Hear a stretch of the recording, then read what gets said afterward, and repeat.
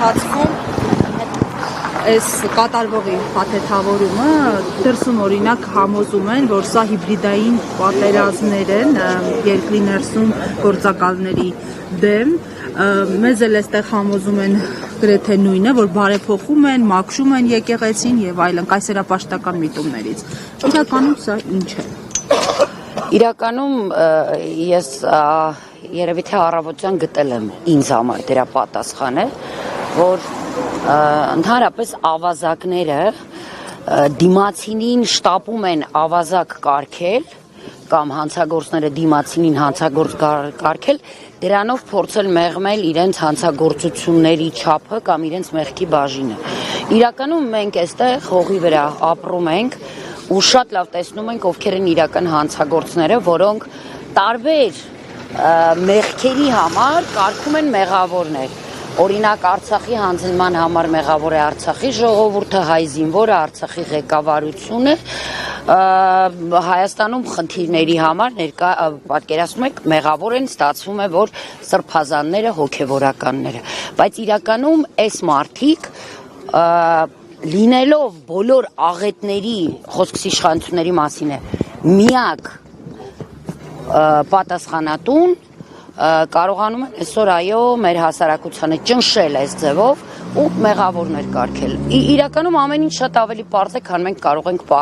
պատկերացնել, իսկ իրենք բնականաբար ավելի բարդ մեխանիզմներով փորձելու են այս ամեն ինչը խճճել։ Օրինակ, դուք տեսեք սրբազաններին դատում են, բոլորի վրա ինչ աբսուրդային հոդվածներ ըստ էության կպցնելով, կարելով ստեղծելով եւ մենք հերթով տեսնում ենք, ինչպես են այդ բոլոր հոդվածները ժամանակի ընթացքում փճվում, վերանում ու երևում այդ ամեն ինչի մեջ այդ դատարկությունը եւ միտումը, այո,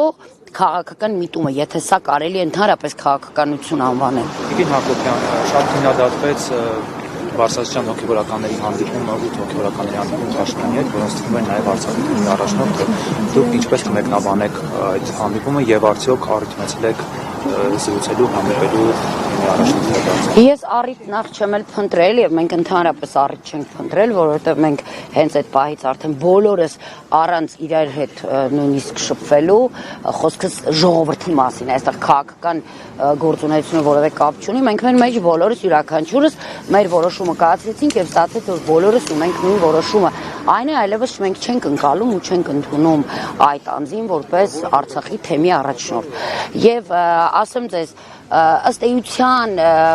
երևի թե օրինաչափ էր ավարտը իր պահվածքի, բայց մեզ համար այս ծայրահեղությունը անսպասելի էր, որովհետև չնայած այն հանգամանքին, որ մենք երբևէ չենք զգացել Վրդանես Սրբազանի առաջնորդությունը, եկեք չմոռանանք այդ անձը նաև բլոկադայի ժամանակ, չնայած պատերազմից հետո այդպես ակտիվություն չի ունեցել որպես առաջնորդի, բայց բլոկադայի ժամանակ ինքը Արցախում չէր եւ այդպես էլ մենք չհասկացանք ամբողջ շրջափակման ընթացքում երբ կար հնարավորություն վերադառնալու Արցախ ռուս խաղապահների օգնությամբ չվերադարձավ, որտեղ էր ինչով էր զբաղված մեր համար անհայտ է, չենք էլ պարզել դա, այնուհետև տեղահանման ժամանակ երբ ժողովուրդը իրոք կարիքը ուներ այդ առաջնորդության եւ փառք Աստծուն մեր հոգեվորականների համար, ովքեր պատվով կրեցին այդ առաջնորդությունը եւ կարողացան անել այդ ժամանակահատվածում իրոք անհնարին է ժողովրդի համար, չկար էլի Վրդանես Սրբազան։ Տեղահանումից հետո երբ այստեղ Հայաստանի Հանրապետությունում ժողովուրդը Արցախի իրոք կարիքը երևի էլի ամենաշատը ուներ, էլի չտեսանք այդ առաջնորդությունը եւ տարբեր մեր այս ընթացքում տարբեր գործընթացներ իրականացնելիս մենք դիմել ենք օրհնություն ստանալու բացարձակ նպատակ չունելով ներքաշել քաղաքական որևէ գործընթացի մեջ եւ այսպես ինչ որ առանց ոգևորության ինչ որ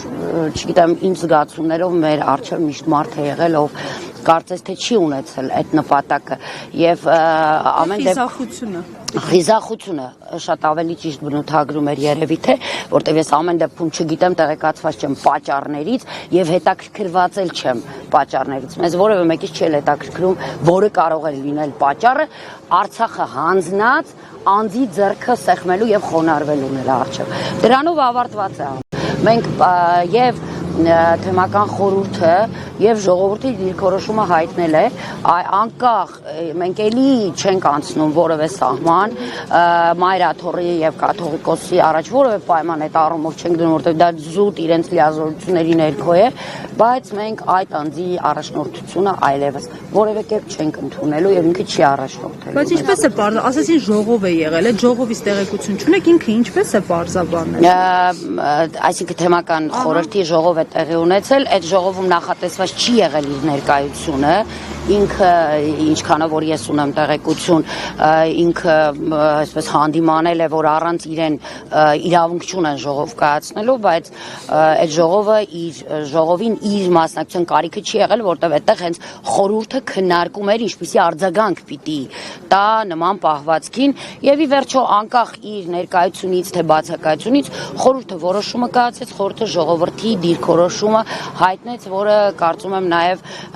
կաթողիկոսը եւ մայրաթորը պիտի հաշվի առնի հետագա իրենց որոշումները կայացնելիս